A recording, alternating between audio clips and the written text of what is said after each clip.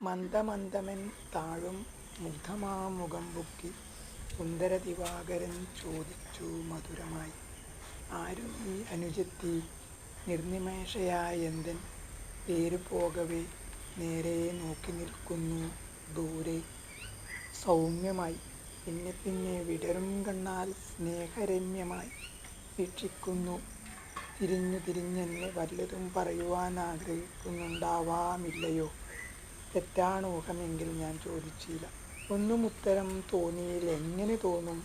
സർവസന്നുതൻ സവിതാവെങ്ങും നിർഗന്ധം പുഷ്പം ആര്യമാവിനെ സ്നേഹിക്കുന്ന ധിക്കാരത്തിന് സൂര്യകാന്തി എന്നെ പുച്ഛിപ്പതാണീ ലോകം.